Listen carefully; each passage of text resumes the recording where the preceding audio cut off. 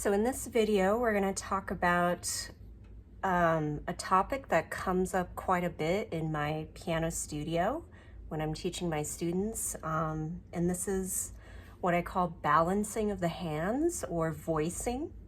So for this exercise in particular, it's called 2 notes against 1. And this is actually from a really old Fingerpower book with a bunch of exercises. So for the 2 notes against 1, we have our melody in the right hand, and then the left hand is doing accompaniment, just a bottom top with the chords.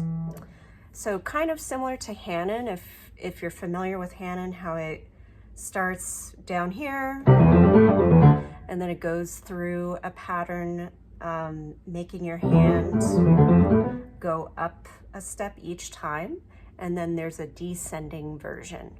So this is very similar to that, and you'll see later in the video how that works out.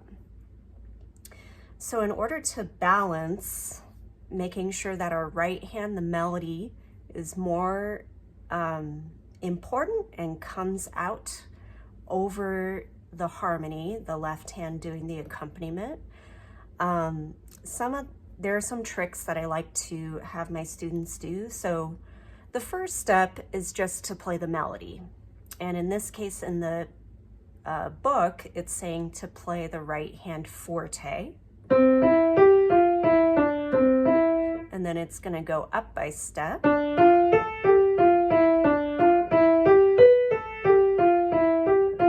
Just repeating this pattern.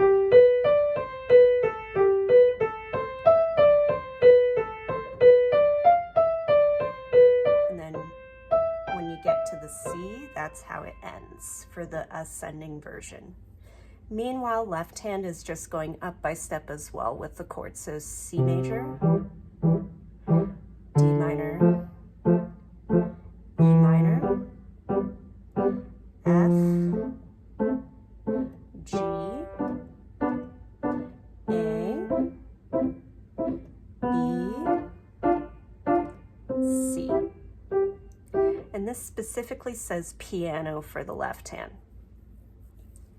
So I know for many students, especially if this is like a new concept, I always say it takes some time to get used to like the feeling of making a melody stronger than the accompaniment.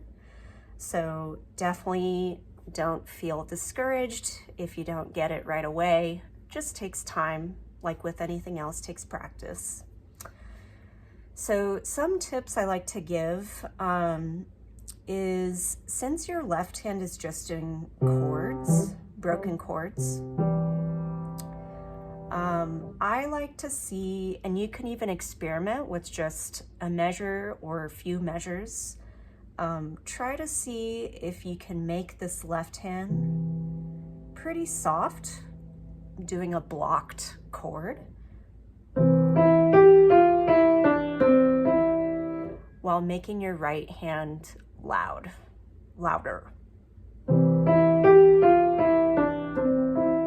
Pause, let's do the next measure.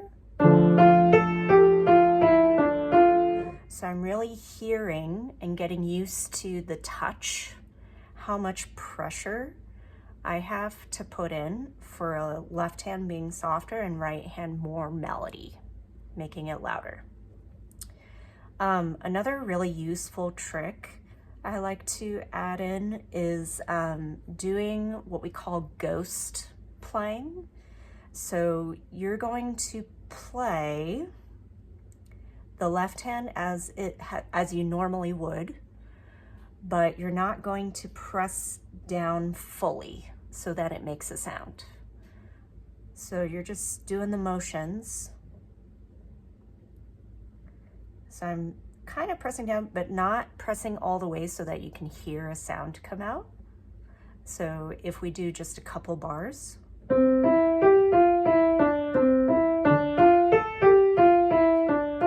So it's okay if like a note here and there kind of pops out, but majority of the time, not making a sound.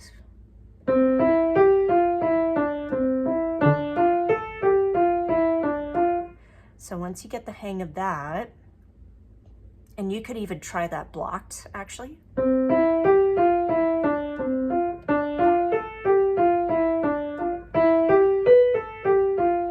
Like that. So once you get the hang of the ghost playing, then see if you can like press it down just a little bit more.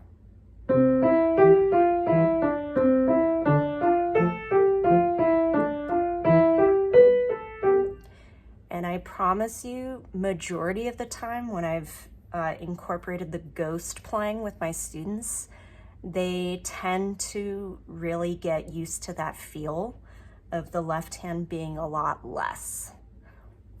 And that might take some reminding when you come back to this exercise. You can go through those steps to get like a nice balance of forte versus piano accompaniment in the left. And this can apply to the descending version as well for the second half of this exercise.